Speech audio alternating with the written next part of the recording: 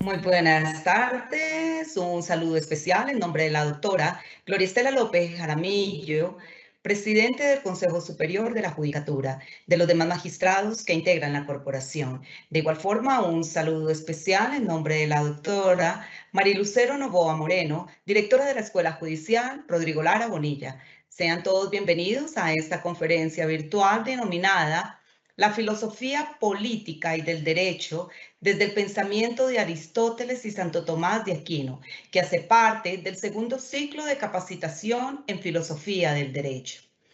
Es incuestionable el valor que tiene la filosofía política y del derecho en la edificación de la sociedad, de cara a los desafíos que se presentan en los diferentes espacios académicos y profesionales del sector justicia. Siempre se ha cuestionado el beneficio que representa la utilización de la filosofía política y el derecho en el campo académico y profesional.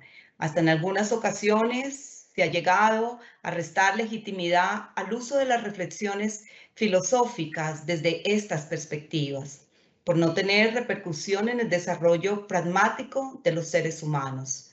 Sin lugar a dudas, el pensamiento de Aristóteles y Santo Tomás de Aquino han marcado una visión revolucionaria sobre la comprensión e importancia de la filosofía política y del derecho, tal y como lo plantea en la obra el Protréctico de Aristóteles, cuando expone que es indispensable cultivar la filosofía. La conferencia de hoy tiene como propósito establecer la trascendencia de la filosofía política y del derecho desde el pensamiento de Aristóteles y Santo Tomás de Aquino. Esto en el contexto jurídico académico colombiano.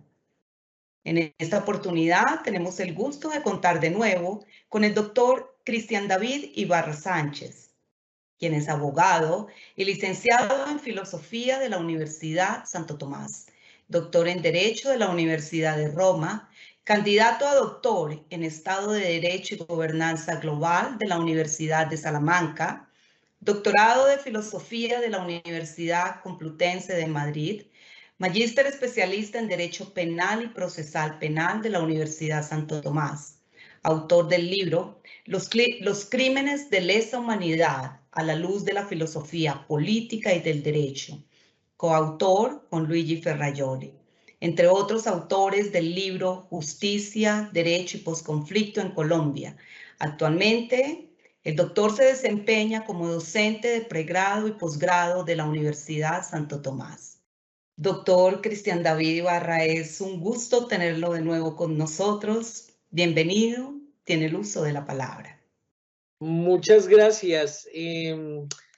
En primer lugar, quiero dar las gracias por el alto y merecido honor de invitarme nuevamente a las conferencias de filosofía del derecho por parte del Consejo Superior de la Judicatura a través de la Escuela Judicial Rodrigo Lara Bonilla. Esta ya es mi cuarta ponencia. En las anteriores tuve el gusto de dirigirme a ustedes con las conferencias intituladas Kant y la filosofía del derecho. La segunda, el garantismo penal a la luz del pensamiento de Luigi Ferrajoli, quien fue mi profesor y maestro en Roma. Y la última, la teoría comunicacional del derecho, estado del arte y epistemología actual, así se intitulaba, y fue en compañía precisamente, compartí escenario con mi gran amigo, el doctor Gregorio Robles Morchón, quien es padre de la teoría comunicacional del derecho. En ese orden de ideas, muchas gracias, doctora Mónica. Un saludo extensivo a la doctora Julieta Vega Vaca, directora encargada de la Escuela Judicial, a la doctora Gloria Estela López Jaramillo, presidente del Consejo Superior, y a todos los servidoras y servidores judiciales y demás personas que se han conectado a esta videoconferencia. Pues voy a compartir en este momento pantalla y pues como podemos ver, el tema del que les voy a hablar en esta ocasión, con esta primera presentación, es precisamente frente al pensamiento político-jurídico de Aristóteles y Santo Tomás de Aquino. Ante todo se vislumbra el pensamiento de estos dos autores como dialogante y semejante, pues vulgarmente se dice que la filosofía tomista, o mejor, Santo Tomás de Aquino, es quien cristianiza a Aristóteles. Eso sí, con posturas nuevas que solidificaron el pensamiento del estagirita y porque al día de hoy, dentro del marco doctrinal y también, ¿por qué no dentro de nuestro marco dogmático, se citan a estos autores como unívocos, como iguales? Ahora bien, es menester del suscrito advertir que la filosofía aristotélico-tomista no es una filosofía de ayer.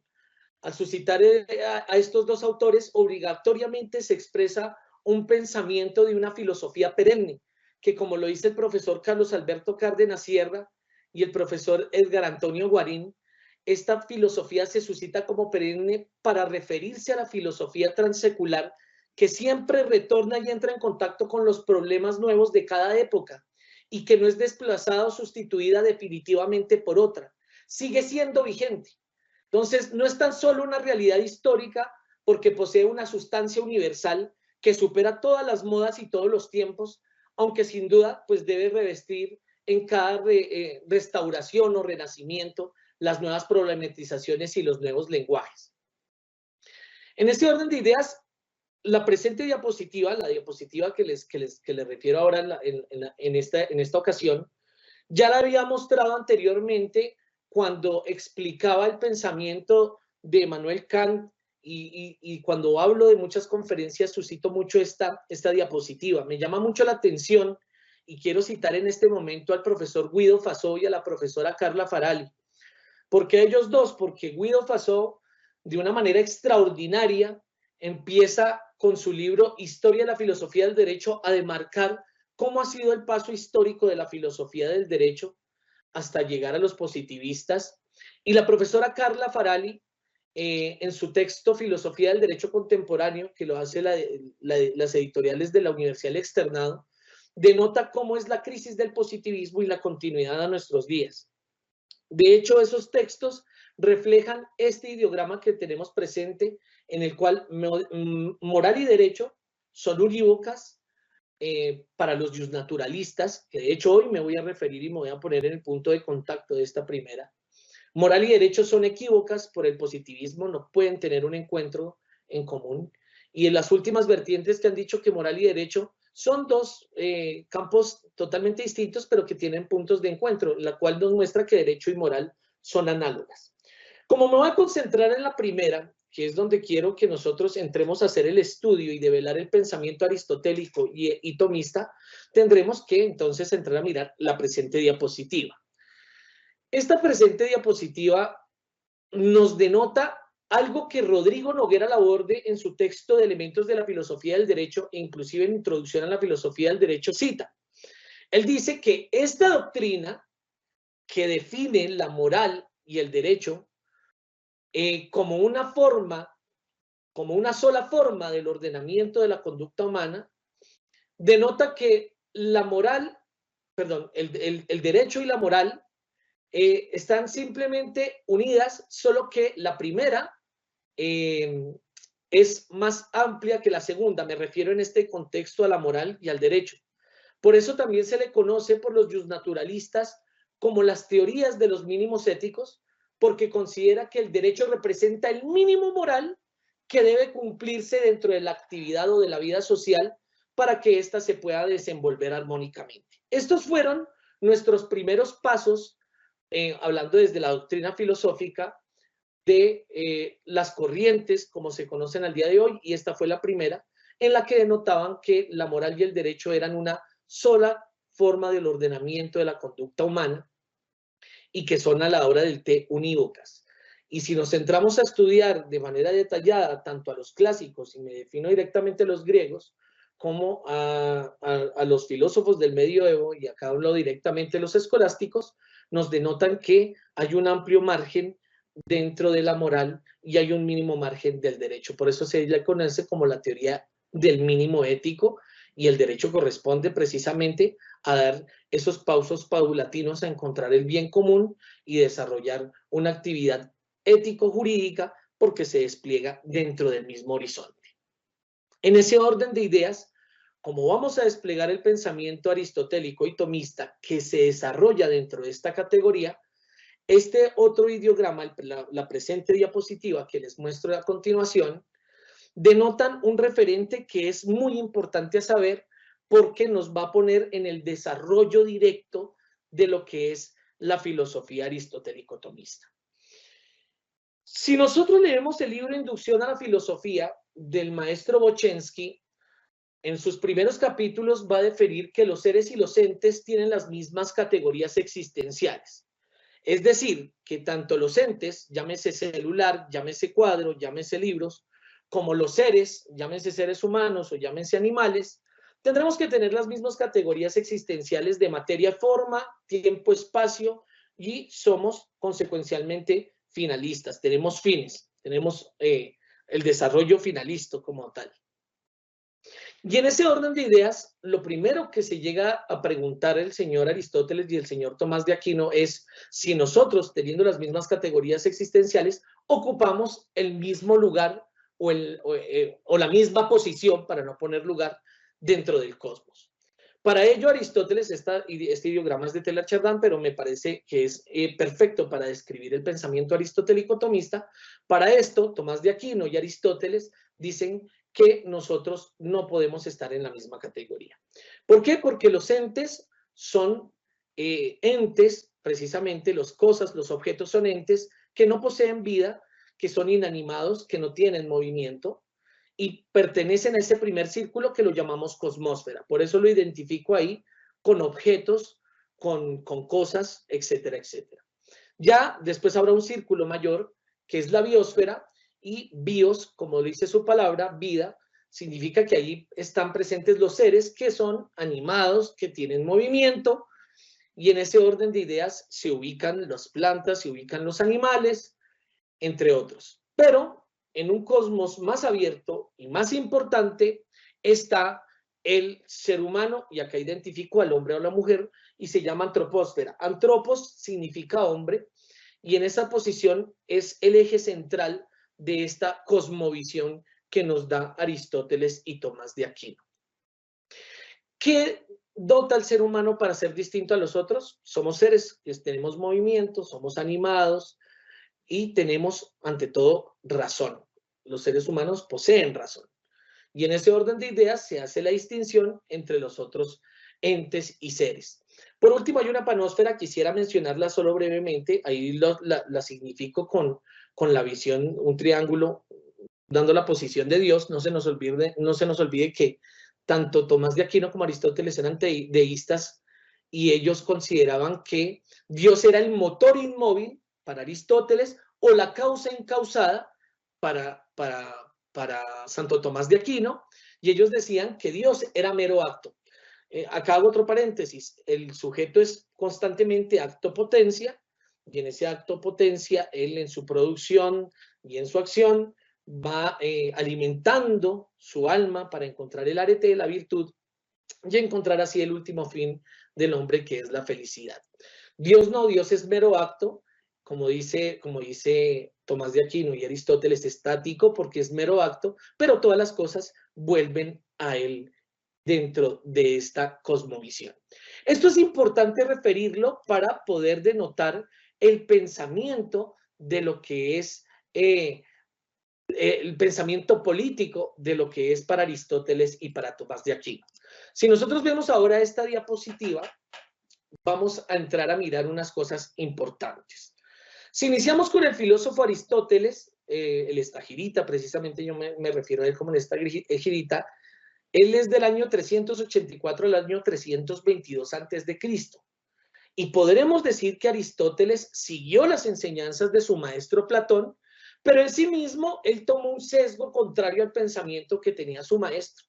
Él rechaza directamente toda teoría idealista y le da todo el contexto ontológico a las realidades en concreto. Si nosotros vemos esa gran obra de arte que está en el Vaticano, que la pintó Rafael o la escuela ateniense, vamos a darnos cuenta que hay dos personajes principales. Está el señor Platón, quien con su dedo está señalando el mundo de las ideas, y Aristóteles, que con su mano le está mostrando es la tierra. En ello, ahí ya denota la distinción que tiene Aristóteles, que él no se va por el marco del pensamiento platónico, que es el idealismo, sino directamente se va al contexto ontológico, que es la realidad en concreto. Y esto es muy importante, no solamente para Aristóteles, sino también para Tomás de Aquino. En este momento tengo un texto que se llama El derecho Tomás de Aquino y Latinoamérica, escrito por el cofundador de la Universidad Santo Tomás en la década de los 70, Fray Joaquín Zabalza Iriarte, y en un capítulo él dice algo importante, dice, hay dos palabras que Tomás emplea constantemente en sus escritos, dos palabras latinas. El uso ininterrumpido de estas dos palabras nos indica un aspecto importantísimo de toda la doctrina tomista y de toda su postura científica. Una de ellas es objeto. La palabra deriva del castellano objetivo, objeto. Por otra parte, tenemos la palabra latina res, que se suele traducir al castellano por realidad o por cosas. En este caso, haremos caso al castellano de la palabra real, realidad, realista. Tomás presta atención a todas las realidades y no a las idealidades. El realismo y no el idealismo. Concluye diciendo, por eso Tomás de Aquino es objetivista y realista en toda su doctrina, también al tratar el derecho y a la justicia y también a la ley. Su interés va por la realidad objetiva, no por la idealidad subjetiva.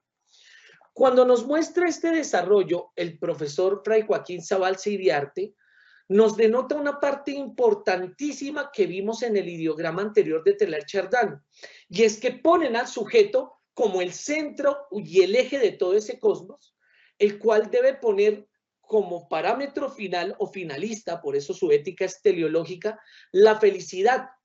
Su fin es la conducta ética que debe buscar el bien común en las sociedades a través de las prácticas de las virtudes, pero no entendida desde ese idealismo que mostraba Platón, sino directamente desde ese realismo que consagra el Aquinate y el Estagirita.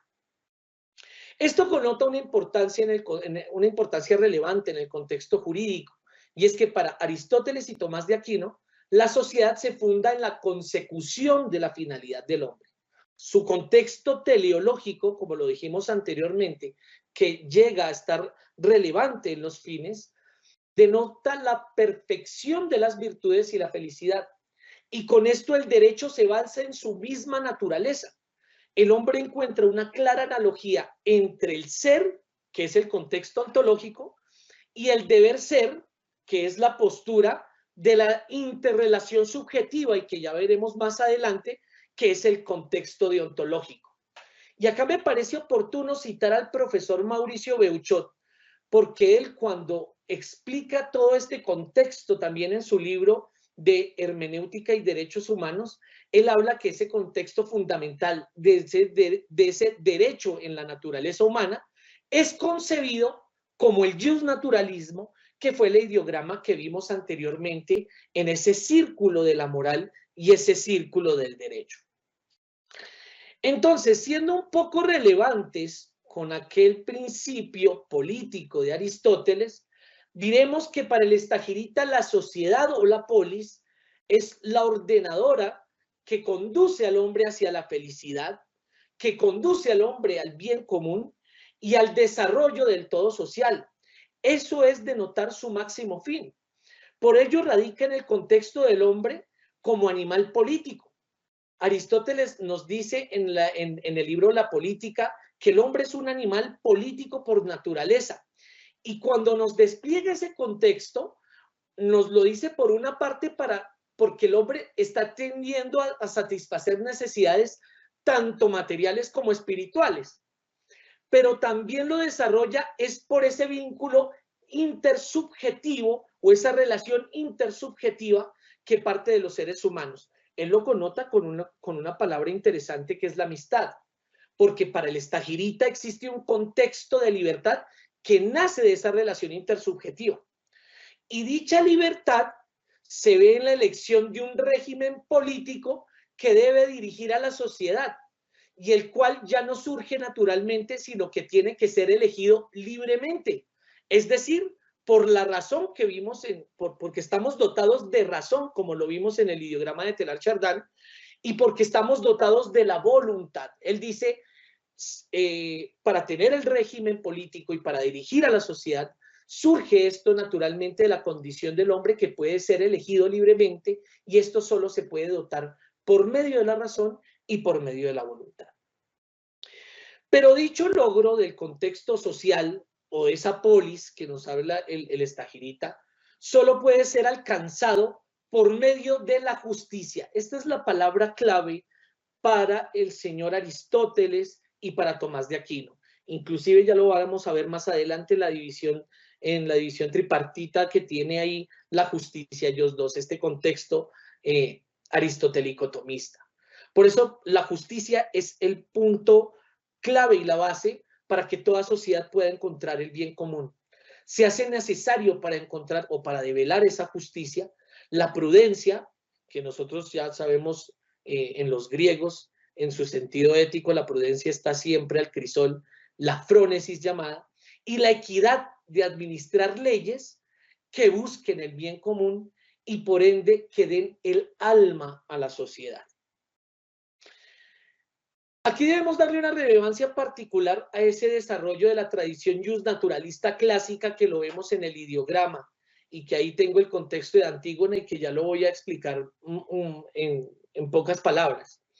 ¿Por qué? Porque este contexto o esta tradición justnaturalista clásica empieza en Grecia en el siglo V y IV antes de Cristo y esta denota un carácter natural y convencional de lo que es la justicia, de lo que son las leyes y de lo que es la obligación ético-política. Y digo ético-política porque como lo vimos en el ideograma, tanto moral y derecho no se desprenden porque llegan a ser un mismo régimen, solo que la ética tiene un amplio margen o un margen superior.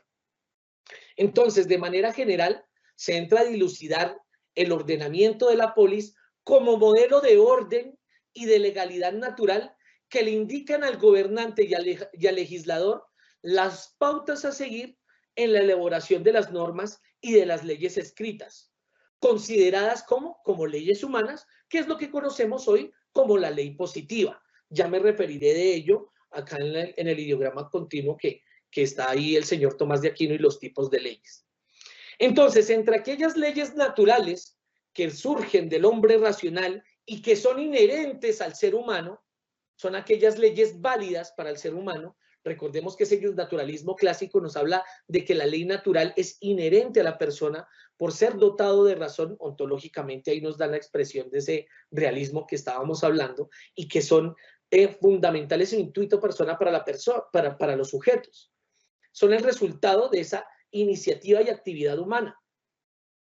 Entonces, si nosotros volvemos a mirar ese ideograma primero y segundo, podemos concluir que no existe una equivocidad o conflicto alguno, sino que hay un acuerdo y una complementación recíproca entre derecho y moral, como se vio en el esquema de Rodrigo Noguera Laborde, y es que la ley natural legítima confiere validez a aquella ley humana o positiva, y esta es elaborada para garantizar el dinamismo de la sociedad.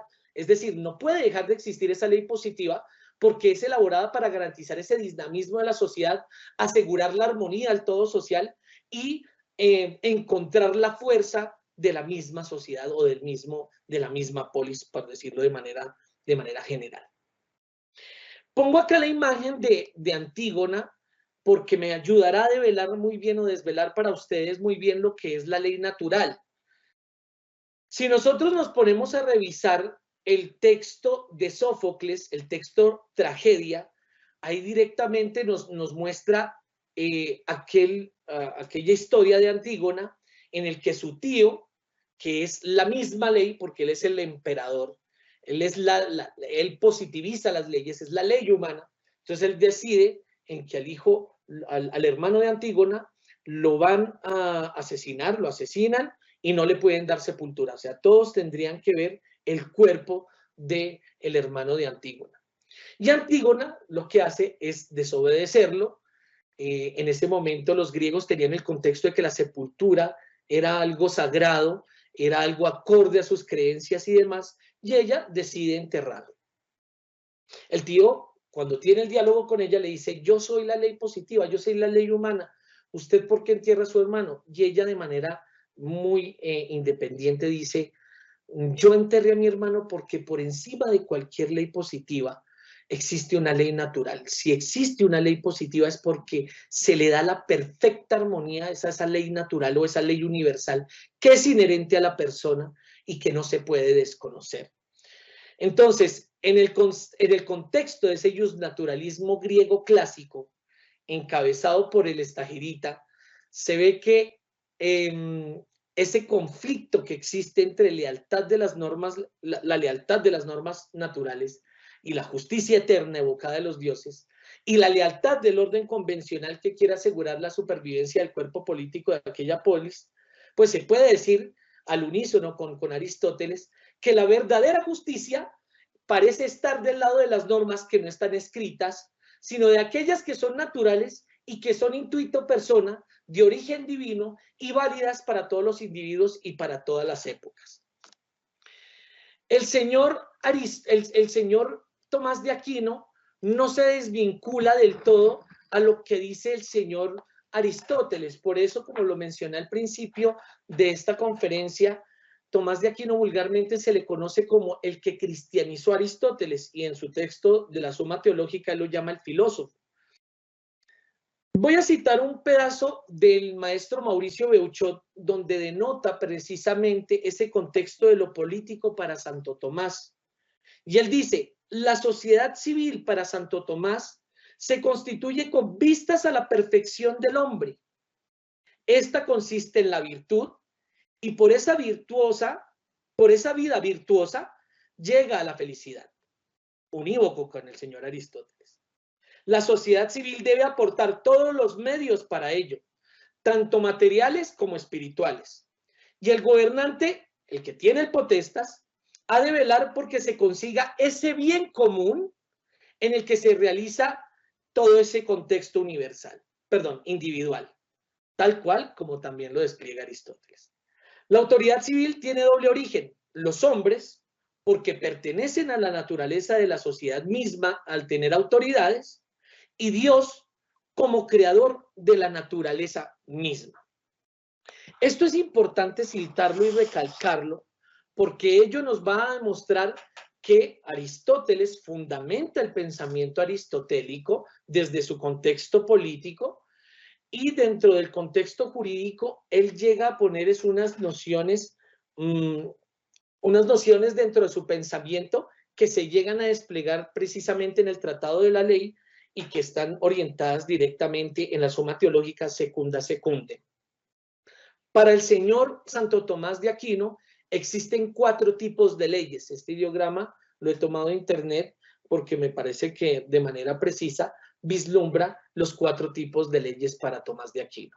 En primer lugar está la ley eterna. Esa ley eterna es el mismo Dios que hace el plan divino y que ordena lo creado. Es el creador. De él surgen las leyes divinas, que son los mandamientos que él impone, y directamente a los sujetos se consagra esa ley natural, que es la que nos hace distinguir lo bueno de lo malo de nuestros actos, y es una ley que está intrínseca a las mismas personas. Y ellas son las que van a dotar de validez a las normas o las leyes, positivas o humanas, como lo describe Santo Tomás de Aquino en el justnaturalismo. Démonos cuenta cómo el Estagirita y el Aquinante no son equívocos, sino son análogos. Precisamente Tomás de Aquino, yo creería, y lo diría así de manera jocosa, sería el fan número 1 de Aristóteles, como lo denota muy bien en la Suma Teológica. Acá iría una pregunta problemática que tendremos que desarrollar y que es la que les presento en estas diapositivas, en esta diapositiva a continuación. Y es, entonces, ¿qué es el derecho objetivo desde la perspectiva aristotélico-tomista? Y podríamos decir que dentro de la universalidad del justnaturalismo. Yo pongo acá directamente esta frase de Bedel que dice: no sé apenas qué es el derecho, sé bien en cambio qué sería una sociedad sin derecho. Y la quiero plasmar porque acá yo he conocido muchas personas que han tenido diversas corrientes. Unos dicen: yo soy neoconstitucionalista, me voy por el contexto de Dworkin, por el contexto de Robert Alexy. Yo soy neo-justnaturalista, me voy por el contexto de John Finnish, Aristóteles, Tomás de Aquino, yo soy positivista, metodológico o cognitivo, como lo hace el maestro Hart, yo soy un positivista ideológico formal, muy kelseniano, etcétera. Acá reúnen muchas doctrinas y lo que preguntamos es entonces, ¿qué es el derecho? Esa sería una pregunta que nosotros debemos definirnos, porque cada uno nos va a dar una orientación distinta, desde el realismo jurídico, el justnaturalismo, el positivismo, etcétera, etcétera. Yo siempre pongo este cuento y esta analogía que me parece interesante y es el libro de Robinson Crusoe. Desde pequeño, él le dice a su padre que quiere ser aventurero, precisamente construye un gran barco y cuando zarpa aguas, pues infortunadamente unos piratas destruyen su barco y él llega como un náufrago a la isla. Lo primero que pregunto es, ¿en la isla hay derecho? Esa sería una pregunta que me gustaría que todos nos desarrollemos. ¿Será que en la isla hay derecho? Seguramente muchos positivistas dirán, no, no hay derecho porque no hay normas. Seguramente los realistas jurídicos propondrán que se da desde lo consuetudinario, el derecho, etcétera, etcétera. Pues efectivamente para mí no existe el derecho porque estamos hablando de que Robinson Crusoe se encuentra con una naturaleza misma y no se despliega como tal el derecho. Lo interesante es que si ustedes ven al lado de esta imagen, Robinson Crusoe, después de estar un largo tiempo en esa isla, se encuentra con un indígena al que bautiza Viernes. Y ahí surge una pregunta interesante. Esa pregunta polémica ahí sí lo podemos realizar. ¿Será que en esa isla hay derecho?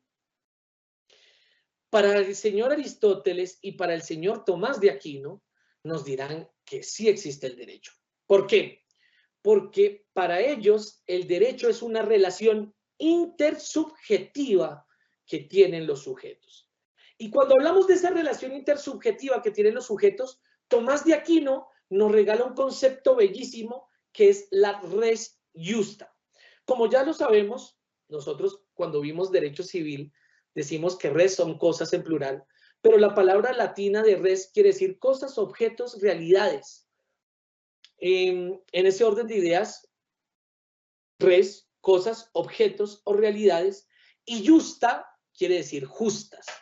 Para Tomás de Aquino, el derecho es cosas, objetos, realidades, acciones u omisiones de lo que una persona puede decir mío, tuyo, suyo, y que se radican directamente a lo ajustado con otras personas, que es lo justo para otras personas.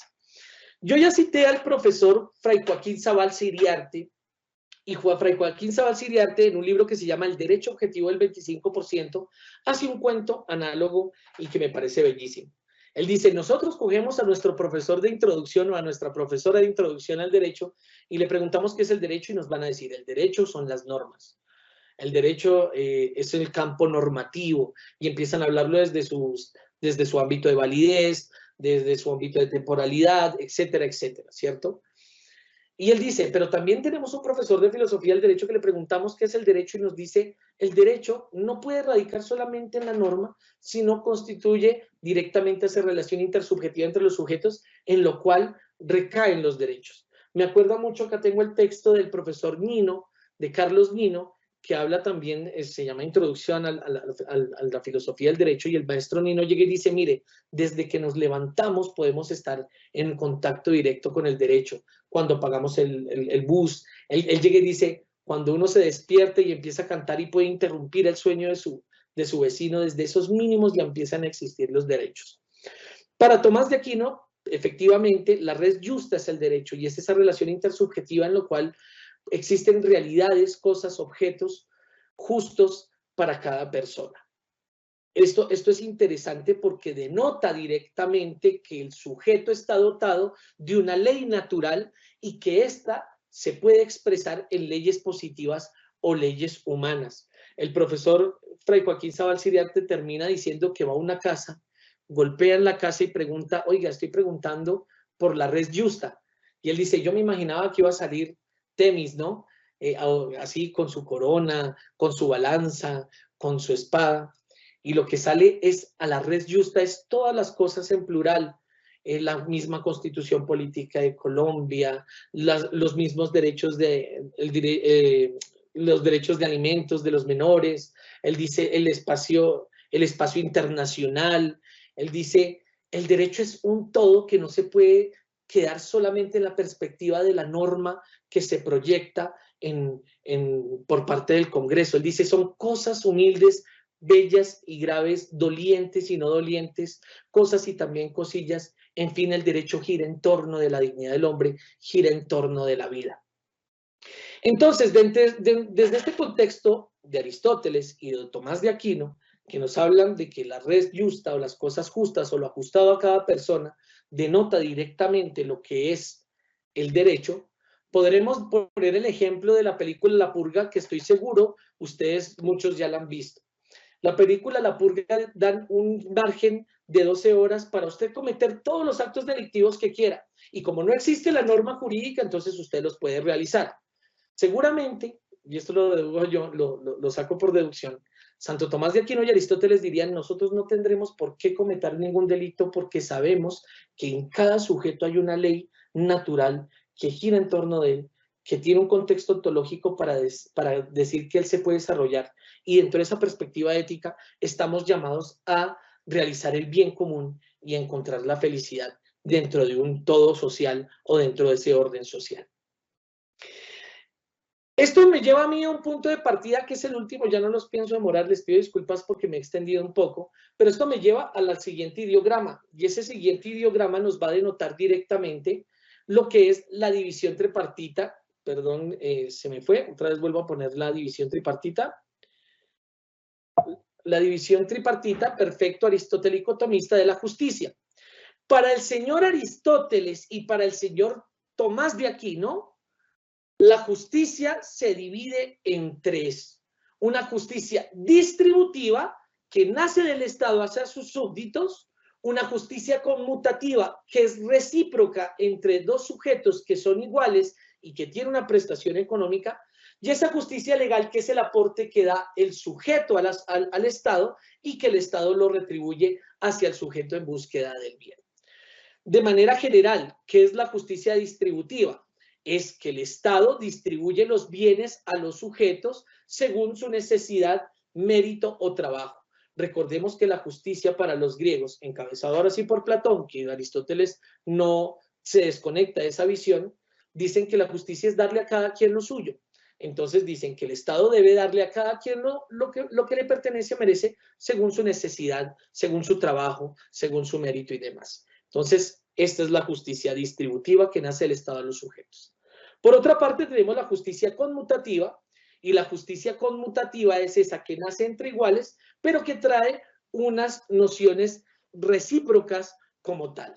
Para ello me detengo un momento para leer por último fragmento este texto que dice: la justicia conmutativa, como acabamos de expresarlo, perdón, del maestro Rodrigo Noguera Laborde, como acabamos de expresarlo, es la que regula las relaciones de persona a persona o grupos de personas. Recordemos que pueden ser personas naturales o pueden ser personas jurídicas. El principio a este criterio debe presidirlas es como la igualdad de la prestación recíproca. Por eso se llama contractual también, o por eso se llama también la justicia de cambios. Esta es la justicia que directamente connota todo el derecho privado, el derecho civil y el derecho comercial. Trata de las relaciones de los individuos entre sí, independientemente del Estado, y lo que determina esa igualdad es el valor económico. Uno de los claros ejemplos, podríamos decirlo, es que yo vendo mi celular a la doctora Mónica me entrega un dinero por el celular. Ahí ya hay una justicia conmutativa, parte de una reciprocidad que se da en el equilibrio de dos personas que son iguales y tienen una misma reciprocidad dentro del parámetro del valor económico. Por último, para estos dos autores existe la justicia legal. Lo que pasa, Aristóteles a la una la llama justicia aritmética, a la otra justicia geométrica, etcétera, etcétera.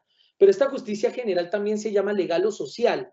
Y lo que dice Tomás de Aquino y lo que dice el señor Aristóteles es que esta busca el bien común de la sociedad y es la que define al individuo. Cada individuo debe dar un aporte para encontrar ese bien común. Y ese aporte no solamente puede ser pecuniario, porque ese se traduce también en pago de impuestos, de tasas, de contribuciones, sino también aquellos otros que no tienen un valor enteramente pecuniario, pero que buscan es que yo dé un aporte a la sociedad y que este mismo se retribuya. Hablando del contexto de las tasas, de las contribuciones, de los impuestos, podemos decir que yo tengo un carro y tengo que pagar el impuesto de semaforización y de rodamiento. Pues la idea es que yo le doy al Estado y el Estado también retribuye del mismo sentido, teniéndome unas vías impecables como las tiene Colombia, que todas son perfectas. Lo digo irónicamente, habrá que mejorar mucho ello, pero ahí denotan directamente esta justicia. Estos principios de la justicia, esta visión tripartita de la justicia, nos va a dar la connotación del bien común, que es el fin que establece directamente este pensamiento aristotélico tomista. Agradezco a todos ustedes por escucharme, espero no haberme demorado, pero estoy muy contento, como lo dije, de haber estado acá y ahora estoy dispuesto a escuchar las preguntas que tienen para mí. Gracias, doctor Cristian. Vamos a un fragmento de preguntas. La primera, ¿considera que fue superado el iusnaturalismo y sus nociones como la res justa? Esa es una pregunta interesante, muchísimas gracias. Yo pienso que no está siendo superado, no ha sido superado directamente estas nociones justnaturalistas, y quiero expresarlo por qué. Es interesante cómo inicia el texto la profesora Carla Farali de Filosofía del Derecho, y ella dice, miren, la crisis del positivismo jurídico surge a consecuencia o al final de la Segunda Guerra Mundial. Y este contexto nos lleva nuevamente a mirar posiciones y nociones que anteriormente se velaron y entre ellas se desvelaron, y entre ellas está directamente la res justa. Nosotros podemos ponerle un poco más de atención, un ejemplo a Gustav Radbruch, Arthur Kaufmann, que de ser unos positivistas y relativistas completos, ellos dicen, mire, la tercera vía es que no se puede desconocer tampoco ese justnaturalismo.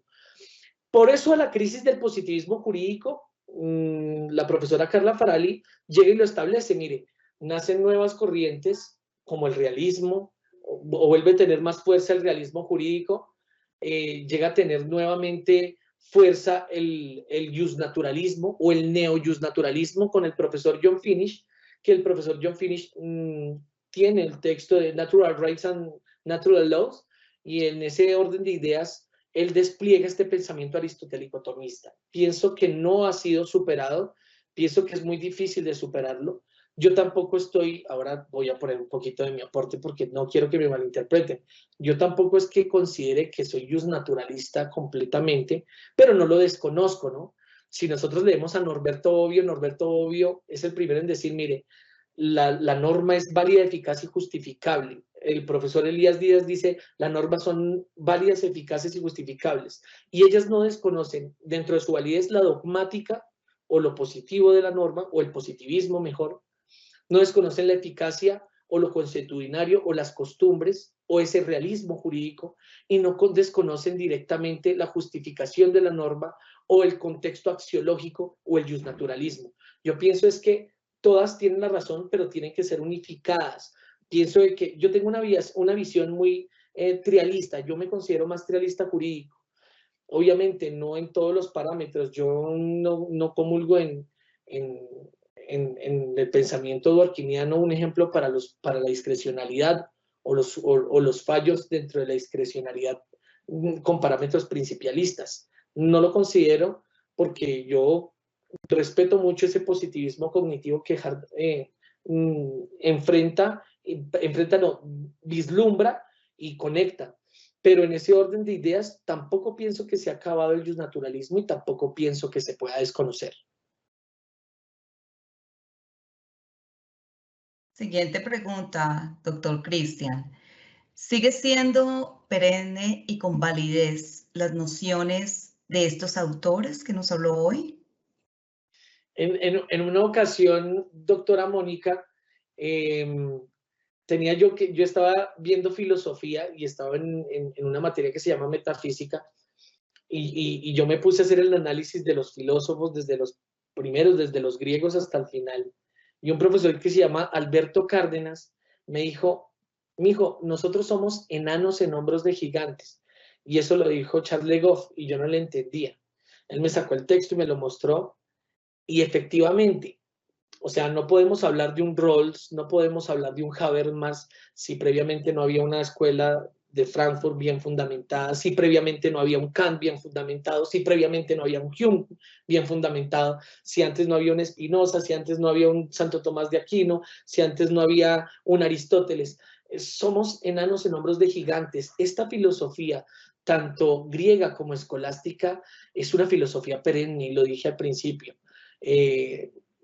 Pueden pasar los tiempos, pueden pasar las modas, pero sigue dando aportes y, ¿por qué no, soluciones a las problemáticas vigentes? Yo sí considero que es una filosofía perenne, más su contexto ético todavía es desarrollado por personajes como Michael Sandel, como la misma profesora Martha Nussbaum, como el mismo John Rawls, como el mismo Habermas, etcétera, etcétera. Siguen siendo vigentes al día de hoy. Vamos a la tercera pregunta, doctor. ¿Qué mensaje dejaría a los servidores judiciales para aplicar en la práctica los planteamientos desarrollados precisamente por Aristóteles y Santo Tomás de Aquino? Sí, qué pregunta tan linda, Doc. Yo pienso que los contenidos éticos y los contenidos jurídicos son dos campos totalmente distintos, pero pienso que sí pueden tener una relación. Y me parece que en ese orden de ideas no se puede desconocer ni se puede olvidar al señor Tomás de Aquino y al señor Aristóteles.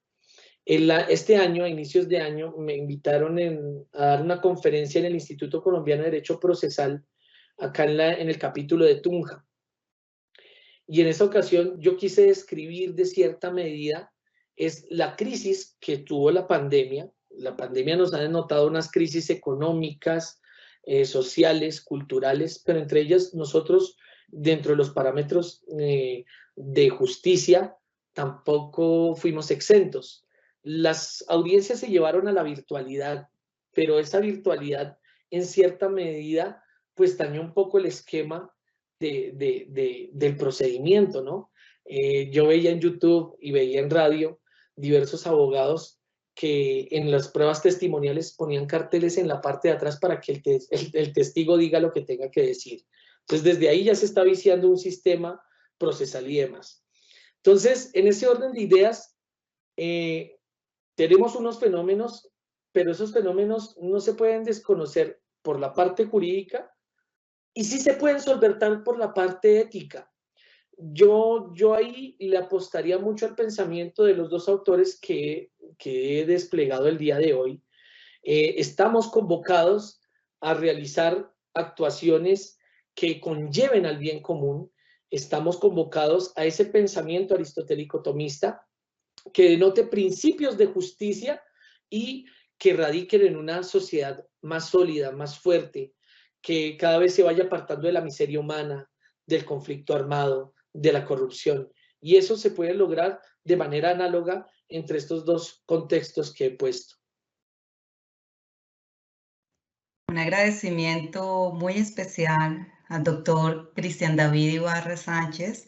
Primero, doctor, por estar de nuevo con nosotros, acompañándonos en estos temas tan interesantes, por evocar ese pensamiento heredado de Aristóteles y Santo Tomás de Aquino, resaltando así la materialización del plexo de valores inculcados y promulgados por el Estado bajo los intereses de la inclusión del otro, es decir, propender por el bien colectivo de nuestra sociedad según lo establecido en el valor de la justicia y de igual forma por realizar una ponderada y excelente explicación de los pensamientos y nociones de estos dos filósofos que conjuran de manera coordinada y coherente en el contexto de la ley, el derecho y la justicia en el todo social. Finalmente, por establecer la importancia que reviste la filosofía política y del derecho desde el pensamiento de Aristóteles y Santo Tomás, en el quehacer cotidiano de los actores del sector justicia en los diferentes espacios académicos y profesionales en que nos desenvolvemos. De nuevo, nuestros agradecimientos, doctor Cristian. Gracias a los servidores y servidoras judiciales y a todas las personas que actúan en el sector justicia que se interesaron en esta conferencia virtual. Muchísimas gracias, doctor Cristian, de nuevo por estar por nosotros. Muy buenas tardes.